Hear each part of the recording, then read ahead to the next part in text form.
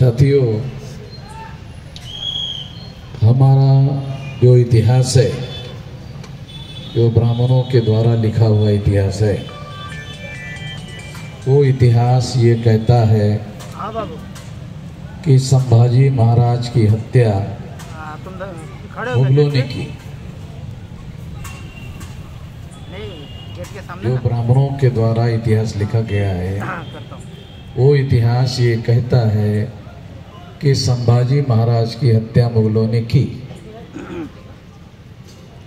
यदि इस इतिहास को मान लेते हैं तो एक बड़ा सवाल खड़ा हो जाता है, तो ये हत्या करने के बाद अगर ये हत्या मुगलों ने की, औरंगजेब ने की, तो फिर पूना पर मुगलों का शासन होना चाहिए था, मुगलों का राज आना चाहिए था। तो मुगलों का राज आने के बजाय पेशवाओं का राज आ गया। ये समझने वाली बात समझते नहीं है, समझ में नहीं आती है। ये बड़ी अजीब किस्म की बात है। अगर ये सारा का सारा काम मुगलों ने किया, संभाजी महाराज की हत्या भी मुगलों ने की, चलो ब्राह्मणों की बात मान लेते हैं, तो कोई आदमी किसी को राज क्यों देगा मुफ्त में? सारी लड़ाई अगर मान लो मुगलों ने लड़ी, सारा संघर्ष मुगलों ने किया, सब कुछ मुगलों ने किया, संभाजी महाराज की हत्या भी मुगलों ने की, और अगर ये बात सही है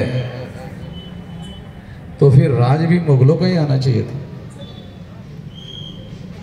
अगर राज मुगलों का नहीं आया तो इतना सारा झंझट उठाने की मुगलों की जरूरत क्या थी? इतना सारा झंझट, हत्या करने तक का षड्यंत्र, इतना सारा षड्यंत्र करने की जरूरत ही क्या थी? आवश्यकता ही क्या थी?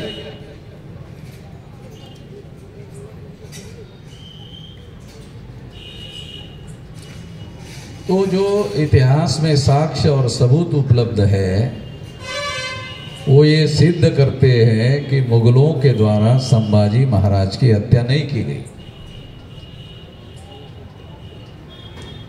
मुगल संभाजी महाराज को पकड़कर लाने की बहुत कोशिश कर रहे थे, मगर उनको संभाजी महाराज पकड़ में ही नहीं आ रहे थे। बहुत लंबी जद्दोजहद की उन्होंने, बहुत देर तक संघर्ष किया, मगर वो उनके पकड़ में ही नहीं आ रहे थे।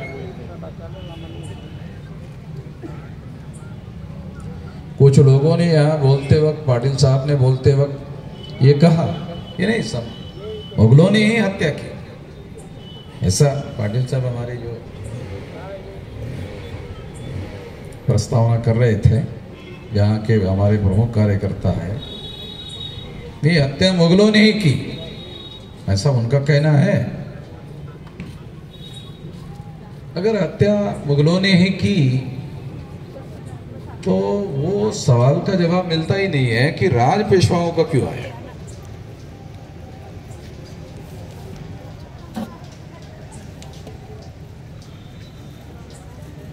संभाजी महाराज की हत्या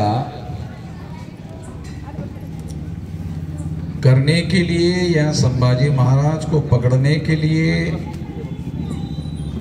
औरंगजेब के द्वारा, मुगलों के द्वारा बहुत लंबा संघर्ष किया गया। जब औरंगजेब को इसमें सफलता नहीं मिली तो पेशवाओं के द्वारा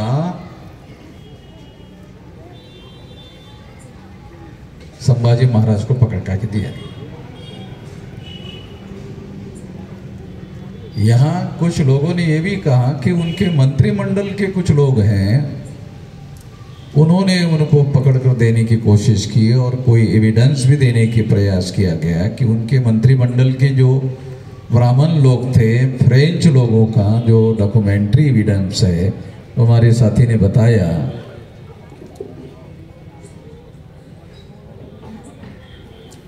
तो ये डॉक्यूमेंट्री एविडेंस फ्रेंच लोगों का है, तो कुछ लोग या खास तौर पर ब्राह्मण ऐसा कह सकते हैं कि ये फ्रेंच तो भारतीय लोग नहीं है, तो विदेशी लोग हैं। ये भारतीय लोगों के बीच में आपस में झगड़ा लगाने के लिए ऐसा लिख सकते हैं, बोल सकते हैं, ऐसा ब्राह्मण आज के तारीख के ऐसा बोल सकते हैं, बोलते भी।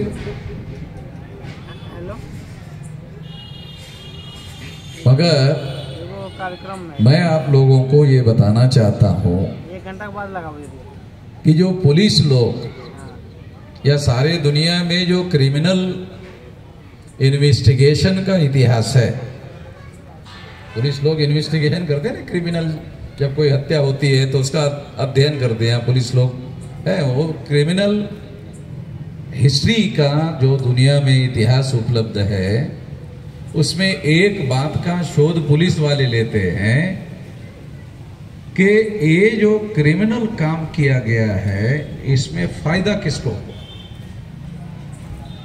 बहुत लोगों को शायद पता नहीं है, पुलिस वालों को पूछ लेना, पुलिस वाले को पूछोगे तो बताएंगे कि वो इस बात का इन्वेस्टिगेशन करते हैं कि इस हत्या का फायदा किसको।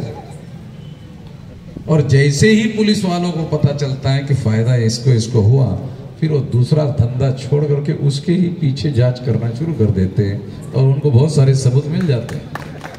बात बता रहा हूं आपको। तो संभाजी महाराज की हत्या होने के बाद औरंगजेब का राज आने के बजाय पेशवाओं का राज आया, बराबर है। हत्या ब्राह्मण लिखते हैं औरंगजेब ने की और राज पेशवाओं का है। तो पुलिस वालों की जो इन्वेस्टिगेशन, क्रिमिनल इन्वेस्टिगेशन का जो सिद्धांत है, उसके अनुसार फायदा किसको हुआ, तो पेशवाओं को हुआ। संभाजी महाराज की हत्या का फायदा किसको हुआ, तो पेशवा लोगों को हुआ। तो पेशवाओं को हुआ, इसका मतलब पेशवाओं का उसमें कोई न कोई रोल होगा। औरंगजेब सब कुछ कर रहा है, हत्या भी कर रहा है, सब कुछ कर रहा है, पकड़ भी रहा है, हत्या भी कर रहा है, और राज जो है वो खैरात में पेशवाओं को दे रहा है। गधा था क्या औरंगजेब? मुझे तो नहीं लगता कि इतना गधा था औरंगजेब। इतना गधा था, इतना मुझे तो नहीं लगता इतना गधा था। गधा रहा होगा बहुत सारे लोगों के दृष्टि से, मगर मुझे नहीं लगता औरंगजेब इतना गधा आदमी था, इतना मूर्ख आदमी था। मैं इस बात को नहीं मानता कि औरंगजेब इतना गधा था। वो तो बहुत बुद्धिमान आदमी था। केवल राजा ही नहीं था औरंगजेब, बहुत बुद्धिमान आदमी था। राजनीति के जो बहुत सारे बारीकियां और दांवपेच जो है वो औरंगजेब बहुत बारीकी से जानते थे। अगर आप इतिहास का अध्ययन करो तो आपको पता चलेगा। वास्तविक कारण क्या है, तो औरंगजेब दीर्घकाल तक संभाजी महाराज को पकड़ने की कोशिश कर रहे थे, उनको सफलता नहीं मिली।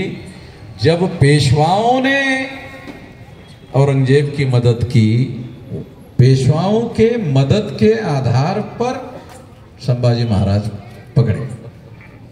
ये रियलिटी, और ये रियलिटी है।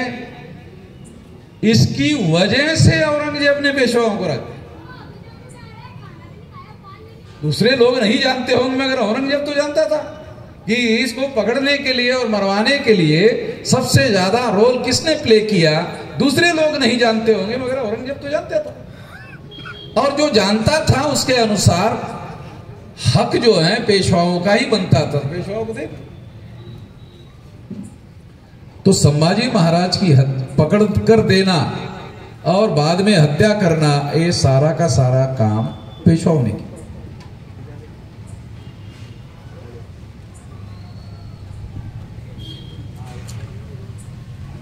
अगर संभाजी महाराज को पकड़ कर देने का काम, उसकी हत्या करने का काम, और वो हत्या करने के बाद जो शून्य पैदा हुआ राज का, वो राज पर कब्जा करने का काम सारा का सारा पेशवाओं ने किया है।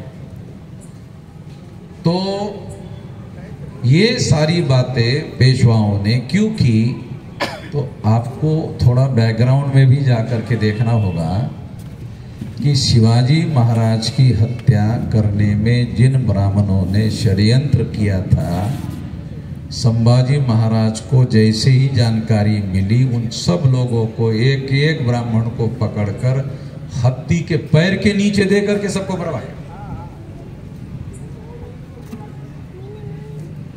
संभाजी महाराज की हत्या के पहले की बात बता रहा हूं आप लोगों को शत्रुता का इतिहास अगर मालूम नहीं है तो फिर ये हत्या किसने की ये कैसे समझ में आएगा। संभाजी महाराज ने जब शिवाजी महाराज की हत्या जिन ब्राह्मणों ने की, उनको एक एक को धरकर एक एक को पकड़कर हाथी के पैर के नीचे देकर उसको मारा। ये है ना इतिहास, ये सारा डॉक्यूमेंट्री है। ब्राह्मण कैसे भूल सकते हैं? कुछ सामान्य शत्रुता नहीं थी ब्राह्मणों में और संभाजी में सामान्य स्तर की शत्रुता नहीं थी, भयंकर घोर शत्रुता थी। तो इस घोर शत्रुता का परिणाम पेशवा ब्राह्मणों के द्वारा संभाजी महाराज को पकड़वाने के और फिर इसकी हत्या करवाने के बाद, फिर हत्या करने के बाद वो सारा का सारा राज पेशवाओं ने कब्जा किया। ये सारा बैकग्राउंड हिस्ट्री अगर आप पढ़ लो तो आपको पता चलेगा कि इसमें औरंगजेब का ज्यादा बड़ा रोल नहीं है। इसमें सारा का सारा रोल जो है वो पेशवा ब्राह्मण। ये इतिहास नए सिरे से लिखा जाना चाहिए। ये इतिहास नए सिरे से लिखा इसलिए जाना चाहिए क्योंकि पहले तो सारा इतिहास ही या तो अंग्रेज लोग लिखते थे या तो ब्राह्मण लोग लिखते थे। कोई बहुजन समाज का आदमी इतिहास लेखन करने का काम करता ही नहीं था। ऐसा कोई एविडेंस हमारे पास उपलब्ध नहीं हुआ।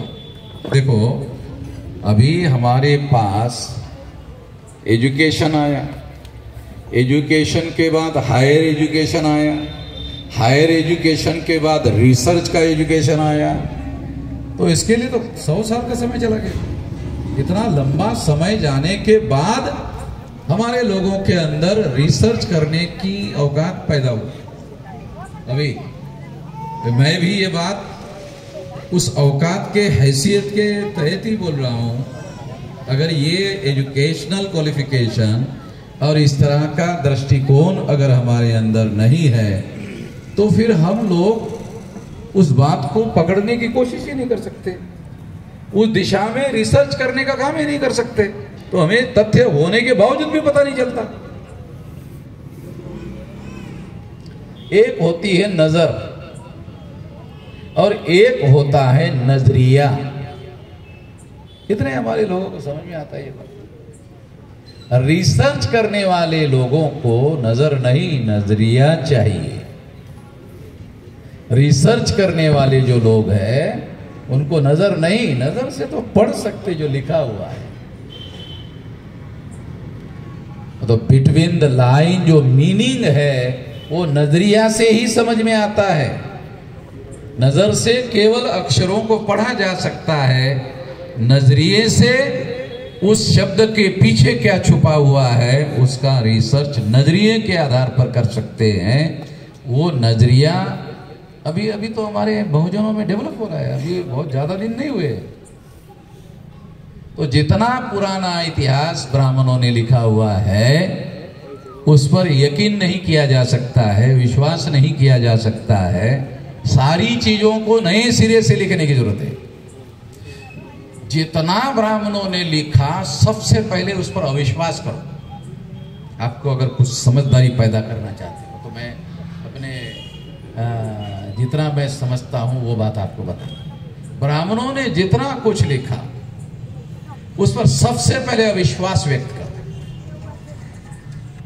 अविश्वास व्यक्त करने के बाद ही आपको कुछ मिलेगा, कुछ बातें आप ढूंढ सकते। नहीं तो जो ज्यादातर हमारे जो बहुजन समाज के लोग हैं वो तो ब्राह्मण को देव बाप्पा बोलते हैं। तो जो देव बाप्पा बोलने वाले लोग हैं वो तो इस तरह का ढूंढने का काम तो नहीं कर सकते। तो ब्राह्मणों के द्वारा इस देश का जो इतिहास लिखा गया है वो इतिहास मराठीमध्ये जर बोलायचं झालं ढोबळ मानाने खोटा आहे। मराठीत जर समजा जर बोलायचं झालंय तर मराठीतला खास शब्द वापरून राहिलो, ढोबळ मानाने खोटा है। तो वो उस दृष्टि से अगर आप पढ़ना शुरू करोगे तो आपको बहुत सारी नई बातें, नया तथ्य उपलब्ध हो सकता है। मैं बाकी बातें आपके ऊपर छोड़ता हूँ, सारी की सारी बातें मैं आपको लोगों को लाइन दिए हैं, इस लाइन पर आप सोचो। अब दूसरा विषय है ईवीएम मशीन के द्वारा लोकतंत्र की हत्या करके ब्राह्मणशाही लागू कर दी है। देखो, ईवीएम का केवल दो ही पार्टी को बेनिफिट हो सकता है, या तो बीजेपी को या तो कांग्रेस को। आप लोगों में से कुछ लोगों को ऐसा लग सकता है कि कांग्रेस के लोकप्रियता की वजह से कर्नाटक में कांग्रेस को विजय मिला। मैं नहीं मानता, आपको मानने की आजादी है, मैं नहीं मानता। मैं आपकी आजादी के ऊपर कोई जबरदस्ती नहीं करना चाहता, मगर जो तथ्य मैं जानता हूं उसके आधार पर बोल रहा हूं कि ईवीएम मशीन का केवल दो ही पार्टी को बेनिफिट होता है, मतलब कांग्रेस को होता है और दूसरा बीजेपी को होता है। 2004-2009 को कांग्रेस को ईवीएम में घोटाला करके बहुमत मिला।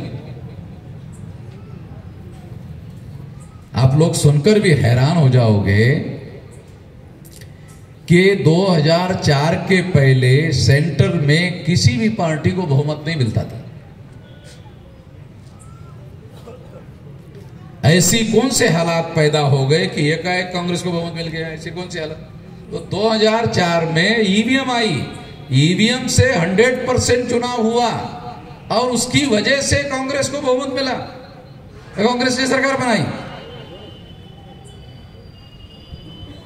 कितने लोगों को पता है कि ईवीएम का कानून कांग्रेस ने बनाया? कितने लोगों को पता है?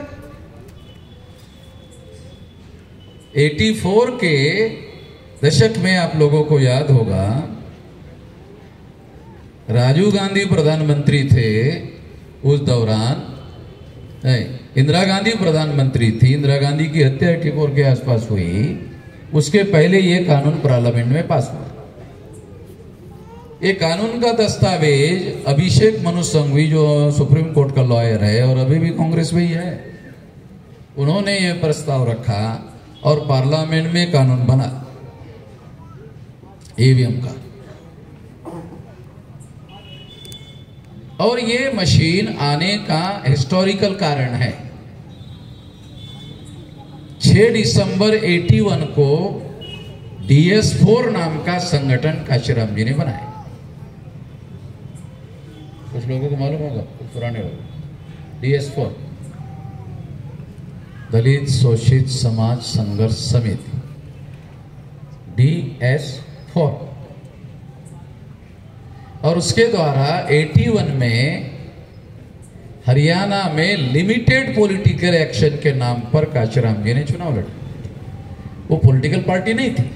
DS4 दलित शोषित समाज संघर्ष समिति, ये आंदोलन करने के लिए बनाया गया संगठन था और उसके द्वारा लिमिटेड पॉलिटिकल एक्शन, ये सारा डॉक्यूमेंट्री मेरे पास है, एविडेंस मेरे सामने का इतिहास है, मैं खुद ही इसका गवाह हूं। लिमिटेड पॉलिटिकल एक्शन का कार्यक्रम चलाया गया हरियाणा में।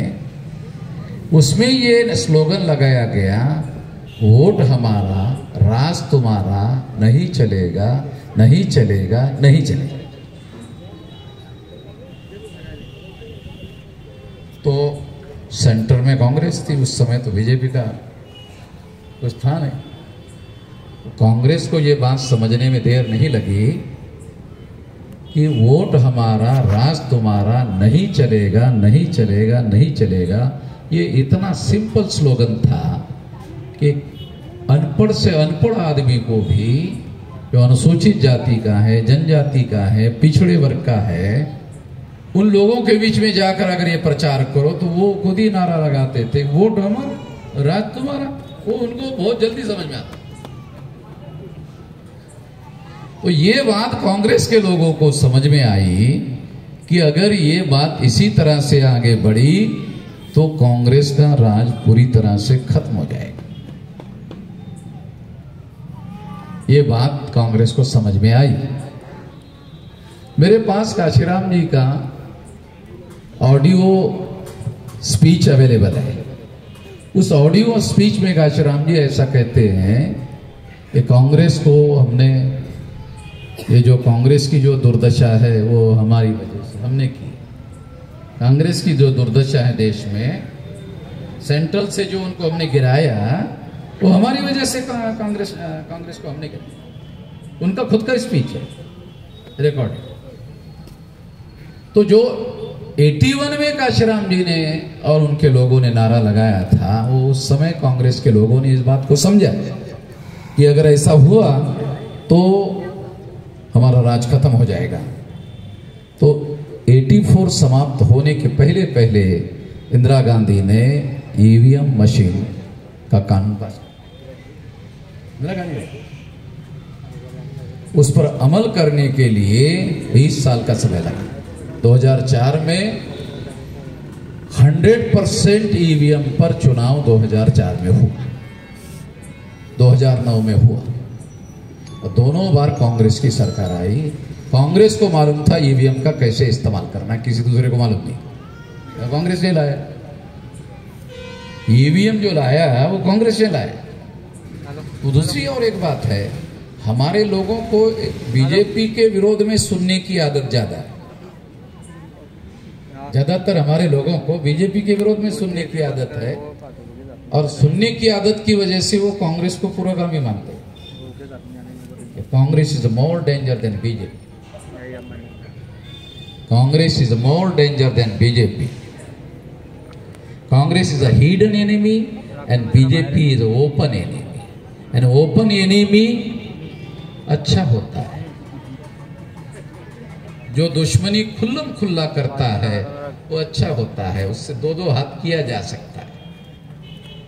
जो छुपकर करता है हमारे लोगों को पता ही नहीं चलता, इसलिए इससे लड़ना है, जिससे लड़ना है वही पता नहीं चलता, तो उसके बारे में लोगों को समझ में नहीं आता। जब मैं ये कह रहा हूं तो कुछ लोग ऐसा सोचते होंगे, अरे वामन मेश्राम बीजेपी को मदद तो नहीं कर रहे।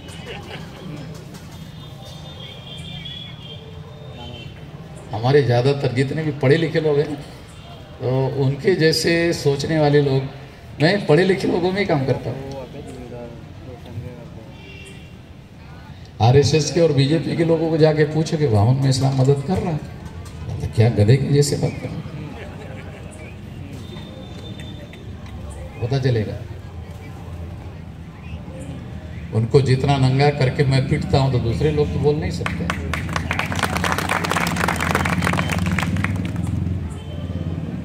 तो मैं आप लोगों को बताना चाहता हूं, इसलिए ये बातें आप लोगों को समझा रहा हूं कि ईवीएम मशीन लाने का कानून ही कांग्रेस ने लाया।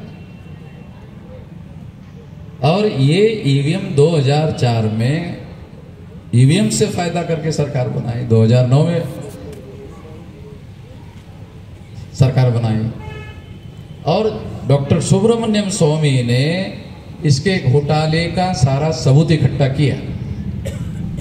2009 के घोटाले का, 2004 के घोटाले का डॉक्टर सुब्रमण्यम स्वामी ने सारा डाटा कलेक्ट किया कांग्रेस का और सुप्रीम कोर्ट को दिया। डॉक्यूमेंट्री एविडेंस ईवीएम के घोटाले का। ये कांग्रेस ने ईवीएम में घोटाला किया, उसका सारा डॉक्यूमेंट्री एविडेंस सुप्रीम कोर्ट को दिया।